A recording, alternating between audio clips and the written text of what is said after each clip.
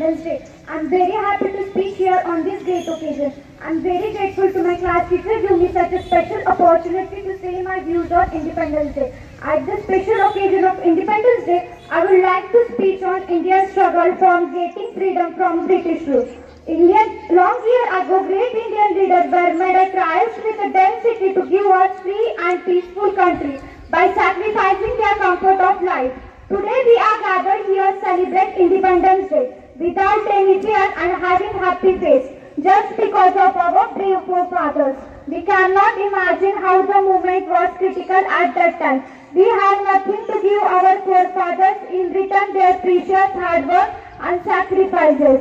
We only remember them and their deeds and make heartily salute while celebrating the national events. They would always be in our hearts. After independence, India gave new birth with a happy face of all Indian citizens. India got independence 15th of August 1947 from the clutches of British rule. Indian people all over the country celebrate this national festival annually with lots of joy and enthusiasm. It was a great day of all Indian citizens when India's three-color flag unfolded by first Prime Minister Pandit Jawaharlal Nehru at the Red Fort, Delhi. A huge celebration takes place in New Delhi, Rajpath. Every year the national anthem is sung after flag hosting by Prime Minister.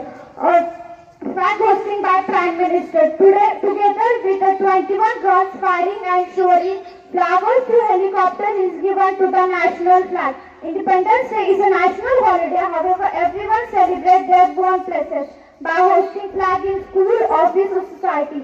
We should feel proud to be an Indian and try to our best to save the honor of country.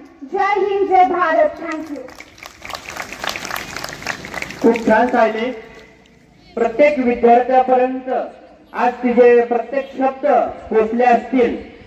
Yes, यानंतर यशस्वी चोरमले जमाने से कि क्या हमारी कहानी है, न पूछो जमाने से कि क्या हमारी कहानी है। हमारी तो इतनी सी पहचान है कि हम हिंदुस्तानी है, कि हम हिंदुस्तानी है।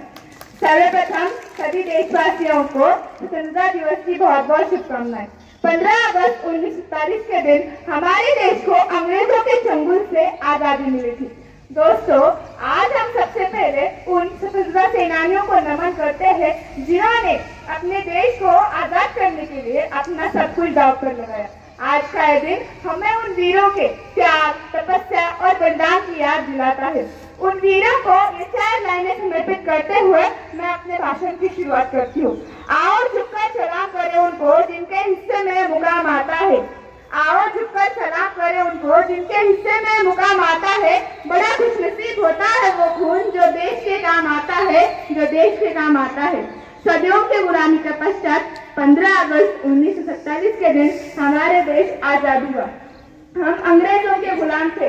उनके बढ़ते हुए अत्याचारों की वजह से हम भारतवासी त्रस्त हो गए थे और तब विद्रोह की आग भड़की और अनेक वीरों ने अपने प्राणों की बाजी लगाई, गोलियां खाई और आजादी पाकर ही चैन लिया। 15 अगस्त ये सिर्फ तारीख नहीं है, बल्कि हम सब हिंदुस्तानियों के लिए गौरव का दिन है। साहस पर, कायरता पर साहस की जीत का प्रतीक है। स्वतंत्रता का मतलब सिर्फ स्वतंत्रता नहीं होता, बल्कि जिम्मेदारी भी है। और सच्ची स्वतंत्रता वही है जब हम अपने सपनों को पूरा करने की ताकत रखते हैं। आज हम भारतीयों की मेहनत से हमारा भारत हर फील्ड में प्रोग्रेस कर रहा है और इसी तरह जिम्मेदारी का एक और मतलब है जो है देश को सशक्त, सम्मान और गर्व के साथ उठाओ। हम अपने बोलने के अधिकार का यूज जनता के सामने सच बोलने में करें, जो सही है ना उसके लिए खड़े हो और एक न्यायपूर्ण समाज बनाने में अपना योगदान दें।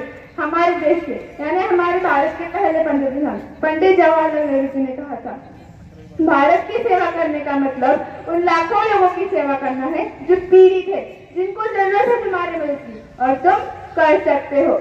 आज का ये दिन हमें प्रेरणा देता है कि हम सब मिलकर एक सशक्त और समृद्ध भारत की दिशा में लगातार प्रयास करें। और अंत में मैं सिर्फ यही कहना चाहूंगी, ठोकरें खाकर भी जो नहीं संभलता है वो जिंदगी में आगे नहीं बढ़ सकता। ठोकरें खाकर भी जो नहीं संभलता है वो जिंदगी में आगे नहीं बढ़ सकता।